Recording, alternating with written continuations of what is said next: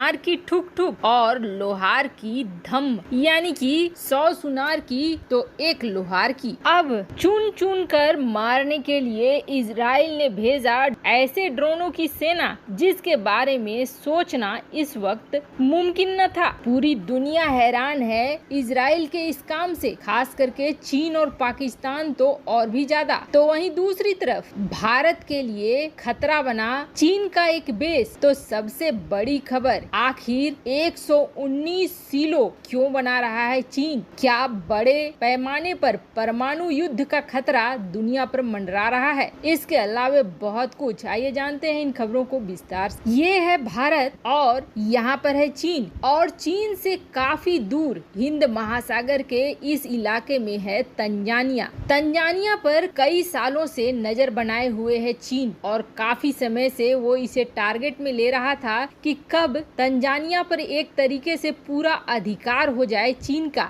इसके लिए तंजानिया को एक बार चीन ने बहुत बड़ा ऑफर दिया, और ये करीब 2013 की बात है। तब उसने तंजानिया को ये कहा कि हम आपके ओशियन पोर्ट पर काम करेंगे, ओशियन प्रोजेक्ट के नाम पर, और $10 बिलियन लगाएंगे। $10 बिलियन एक बहुत बड़ी रकम है। तब ये कहा था चीन ने कि इस इलाके में हम आपका पोर्ट बनाएंगे, इसका विकास करेंगे। पहली बार में ये एग्रीमेंट साइन भी हो गया, लेकिन जब 2016 आने लगा तब चीन ने इस एग्रीमेंट में बदलाव कर दिया, और बदलाव के तहत चीन ने ये कहा कि अब हम जब प्रोजेक्ट को स्टार्ट करेंगे तब आपसे एक नया एग्रीमेंट चाहते हैं, और इस एग्रीमेंट के तहत हम चाहते हैं कि तंजानिया के ये जो किनारे वाले इलाके हैं, समुद्र से लगते हुए इलाके, यहाँ पर आप कोई भी काम बिना हमारे परमिशन के नहीं करोगे। यानी एक तरह से ये चीन का हो जाता पूरा इलाका। यहाँ तक कि यहाँ पे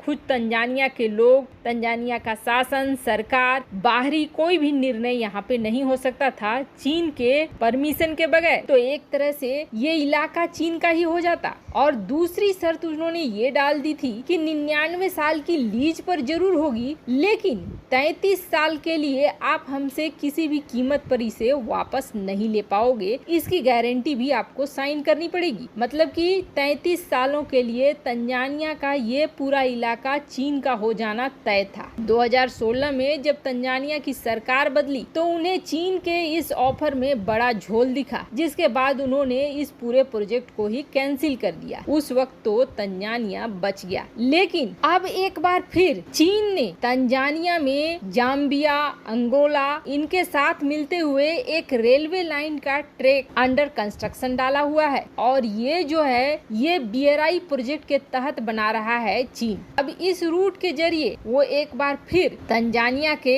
इस पोर्ट तक पहुंच रहा है, और अब धीरे धीरे एक एक करके उसने कब्जा करना भी शुरू किया है। जैसे कि केन्या का पोर्ट जिसे उसने कब्जे में ले लिया है, पोर्ट ऑफ मोम्बासा जिसे चीन ने कर्ज नहीं चुकाने की वजह से कब्जे में ले लिया है। अब तंजानिया के लिए भी चीन ने वही दूसरा रास्ता अपनाया है, और एक बार जब यहाँ पूरी तरीके से कब्जा हो जाएगा, या ये कहें कब्जा हो चुका है, क्योंकि मोम्बासा पोर्ट तो वैसे ही कब्जे में आ चुका है, तो तंजानिया के इस इलाके से भारत के मुंबई शहर से लेकर इस पूरे इलाके को टारगेट करना चीन के लिए बेहद आसान हो जाएगा। अब आप सोचेंगे कि चीन यहाँ पर इतना कुछ कर रहा है, क्या भारत कुछ नहीं कर रहा है? तो यहाँ से कुछ ही दूरी पे है सेशेल्स। अब इसको लेकर अभी तक कंफर्म न्यूज आधिकारिक तौर पर नहीं आया है। न तो भारत की सरकार ने स्वीकार करा है और न सेशेल्स की स्वीकार करा है, लेकिन कथित तौर पर यहाँ भारत का एक बेस है,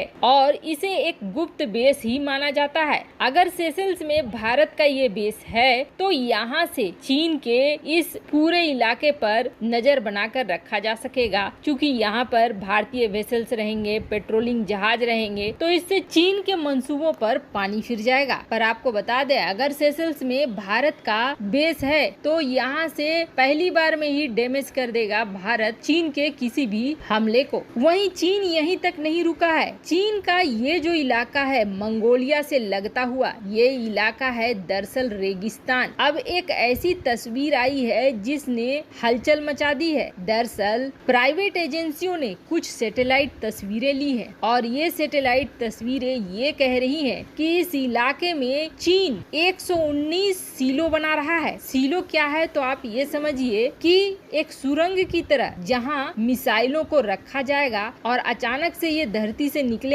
और जहां भी अटैक करना होगा वहां के लिए इन्हें छोड़ा जाएगा। इन्हें सीलो कहा जाता है। इस पूरे इलाके में 119 नए सीलो बन रहे हैं, मतलब कि चीन एक न्यूक्लियर वार की तैयारी कर रहा है। इसके अलावे यहाँ अंडरग्राउंड बंकर्स, लॉन्च सेंटर और कई छोटे मिलिट्री बेस भी देखे जा रहे हैं। अमेरिका के न्यूक्लियर एक्सपर्ट का मानना है कि चीन एक न्यूक्लियर वार के लिए तैयारी कर रहा है। जिस तरीके की मंगोलिया के आसपास चीन के ये बिल्डिंग नजर आ रहे हैं वो करीब 145 की संख्या में है। हालांकि बात करें अमेरिका के मामले में तो अमेरिका के मामले में परमाणु हथियारों की संख्या चीन की बेहद कम है। पर अगर परमाणु युद्ध होता है और परमाणु युद्ध की तैयारी कर रहा है चीन, तो ये समझिए कि दुनिया के लिए एक विनाश तय जरूर है। वहीं दूसरी तरफ अब जो ड्रोन बहुत बड़ा खतरा बन रहे थे युद्ध के लिए, उनका बेहद भयंकर रूप लेकर आया है सामने इजराइल। और इजराइल की नई सरकार ने बिल्कुल